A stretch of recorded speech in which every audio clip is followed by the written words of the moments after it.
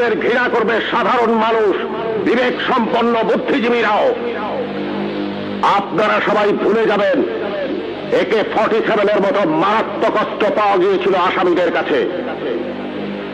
যদি জনগণের কাছে ধরা পড়ে ওই আসামিরা গণপিটুনিতে মারা যেত, আপনারাই বলতেন ভালো হয়েছে, পুলিশের কাছে গেলে ছাড়া পেয়ে যেত।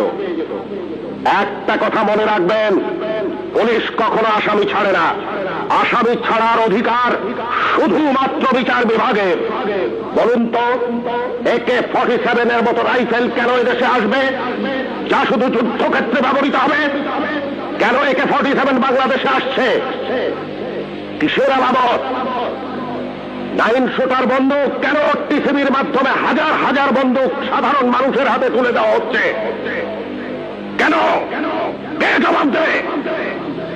এই 9 শুটার বন্দুক দিয়ে কি হচ্ছে? হচ্ছে চাঁদাবাজি, হচ্ছে খুন, হচ্ছে সন্ত্রাস। কে বন্ধ করবে এই সন্ত্রাস? কে জবাব দেবে? কে জবাব দেবে? এদের ঘৃণা করবে সাধারণ মানুষ, বিবেক সম্পন্ন বুদ্ধিজীবীরাও। আপনারা সবাই ভুলে যাবেন AK-47